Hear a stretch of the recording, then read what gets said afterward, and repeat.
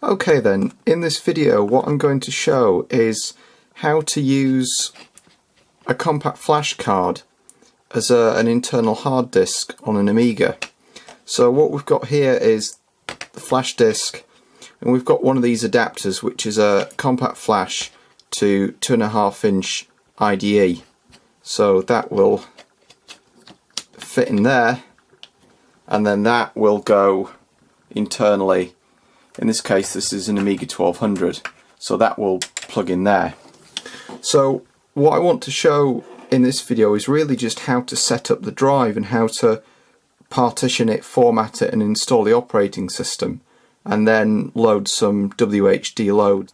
Right, so what I'm doing now is plugging the compact flash into the PC, so this can be any kind of USB compact flash card reader. Okay, so in order to install the software and set up the compact flash disk, we need to use WinUAE. What you have to do is to right click on this, and if you're using Vista or Windows 7 you need to run this as administrator. Okay, now that WinUAE has started up, we need to configure an Amiga 1200, so just select A1200 from the list. We now need to configure a ROM. As far as I know, the Amiga 1200, I think all of them ship with 3.0 ROM, so you might just need to set the correct ROM for your machine, although I think in truth it doesn't really matter. 3.0 or 3.1 will work fine. What we need to do is now select the floppy disk, select Amiga OS 3.1, install ADF, click OK. What we now need to do is to configure the hard disk, so this is the compact flash drive. So if you click add hard drive and give it a second. In my case there's an entry which looks like the flash drive, so it says it's a 3.7 gig read-write drive. That's the one we need. Be careful with this because you don't want to select one of your other hard disks, because you might, well, you'll trash it. So just make sure you're using the correct MBR 3.7 gig read-write, which is the storage device. Select this to read-write, and the HD controller needs to be UAE. Add hard disk, so we're now done. So let's start UAE. Okay, UAE should have started up now, so what you'll see is this install 3.1 disk. If you click that, you'll see a number of drawers inside, so the one you want is HD tools. So if we open that, you should see HD toolbox. If you double click that, you'll see that there's a slight problem. It doesn't find the drive. What we need to do is to exit from here. Now if you right click on this, click icons, information, we need to change this information. Now the problem here is the ADF image is coming from a CD in my case, so it's write protected. It might be write protected on your machine anyway, so what I would recommend doing is open the RAM disk and then just copy the HD toolbox into the RAM disk. This means we can make changes without worrying about messing up the original system disks. Okay, if we right click on that, icons again, information, what we need to do, because this is running from UAE, is to change this SCSI device name. Instead of saying SCSI device, it should be UAEHF.device. Now click save. If you double click on HD toolbox, it now detects the drive. So we do change drive type. Now we need to define a new drive. Just let the configuration tool do its job, continue, and then accept the default values. Then click OK. Clicked it twice. Okay, we now know what this drive is. Click partition drive. The options here are to create a number of partitions. What I'm going to do is just create two. I'm not going to use the whole drive just for time. So I've created one 1 gig partition there. I'll delete that one just so we're starting from scratch. So I've got this 1 gig partition. Click new partition. Okay. Click the empty space and we'll shrink this down So it's, we'll just say a gig, 984, that'll do. We're installing with the International FFS file system. The first partition's bootable, so that's good. Let's rename this to DH0. Remember to hit enter. DH0 for the first drive, and we'll call the second drive DH1. DH1, hit enter. Okay, so we're now done with that. We've got two partitions. One is 1 gig, one is just under a gig, 984 megabytes. And DH0 bootable, DH1 not bootable, and these are both using the International Fast File System. So click OK. Save changes to the drive. This is confusing, it says not changed. Just ignore that. What we need to now do is just reboot the machine.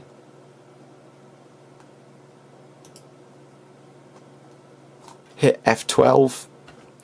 What we need to do is to remove this drive. Now this is important because Windows by default uses what's called a master boot record in order to set up the partitioning on the drive. The Amiga uses a different system, so we've now trashed that. So what you have to do is to eject the removable disk. So actually remove it, eject it as usual from Windows, remove it from the system, and now plug it back in. Yeah, so Windows will now complain and says, I don't know what this disk is. This is fine because it's now using what's called RDB, which is the way that the Amiga sets up the partitions. So if we add the hard disk again, you'll see here that this is RDB, not master boot record. So this means this is now partitioned to be used on an Amiga. So as before, controller UAE, read write, add the hard disk. Okay. So we now reset the machine and give it a second or two just to start up.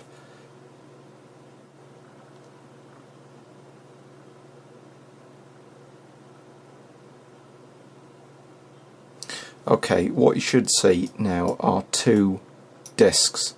So DH0, which is NDOS, and DH1, which is NDOS. So right click on the first one, go to icons, format disk. For the volume name, call it workbench. We don't want a trash can and we want the directory cache, so click format. Yes, yep, that's fine. It's quite important not to call the first drive system. I've seen this done in the past, but it can confuse installers because there's also a system directory and the installers try to be clever and look for certain names. So I would just call it workbench or my operating system or my Amiga or something like that, but not system. Okay, this should be more or less done. For the first disk we'll use the full format just to check whether it actually works, which it seems to. So we should now have a workbench disk. For the second disk we don't really need to spend as long, because that, well, at least on my system, took nearly 5 minutes. So we'll format the disk. We'll call this work or stuff or whatever you want to call it. Do the directory cache as before, then do a quick format. Yes, we want to trash the disk, format. So as before, that worked, but it took a few seconds rather than a few minutes. It's probably a good idea to do a full format on the workbench disk just to make sure that everything works.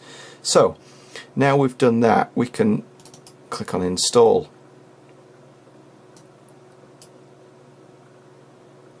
What we now need to do is open the install directory and click English.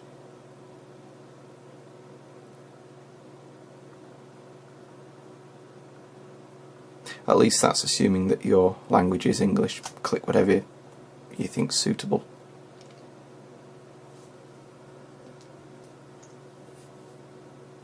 Right. At the moment I've got WinUAE to work at the original floppy speed, which is slow. So what we'll do is hit F12 and click floppy drives and then just whack the speed up to turbo. You could have done this at the start, it's not really a problem. Then click proceed, install release 3.1. We'll go to intermediate user just so we get a bit more control over the process. Click proceed with install and then proceed, yes, English again. Well, at least in my case I don't have any printers, so I'll skip that, and we'll install a British key map, and then we're ready to install. Click proceed. Helps if I put the right disk in. It's asking for the Amiga Workbench disk. Hit F12 again, go to floppy drives, and we now need to select the Workbench disk. In my case, using Amiga Forever, it's Amiga OS 3.10 or 3.1, Workbench, ADF, open, OK, and then proceed. It might take a second or two to just recognise the disk. OK, so we're now installing. It'll probably ask for about 5 disks during the time it takes to install, and then I'll come back to you. Okay, we should be on the final stretch now, so the last disk that it asks for is the install disk again.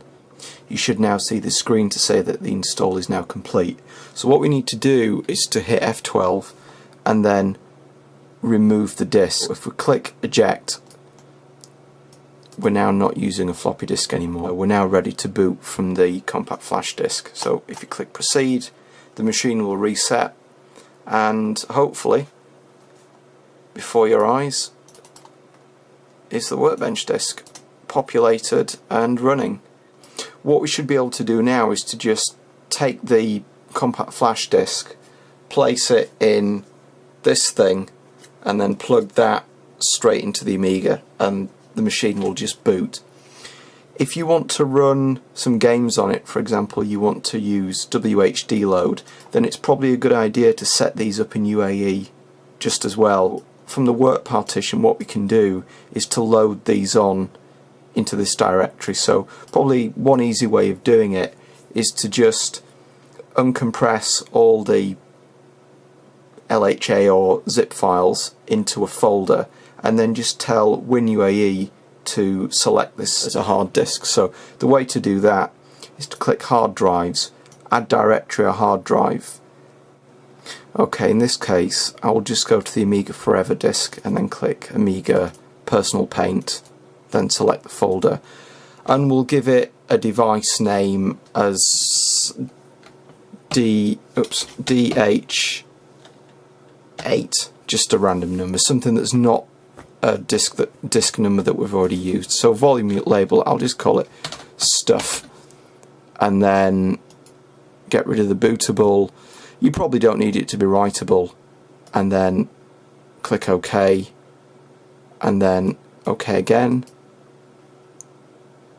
and it doesn't recognise it. I need to reboot the machine. Click reset, and this should now show 3 drives. Yep, there we go. We've got this stuff directory. So in this case we've just got Personal Paint, but what we can do is to just take that directory, click work, and we can just copy that over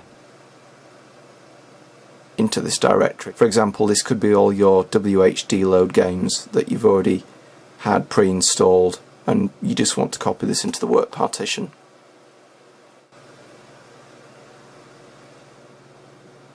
Okay, so Personal Paint was around 70 megabytes, so that took about 3 minutes. Depending on how many games you've got, this may take a while.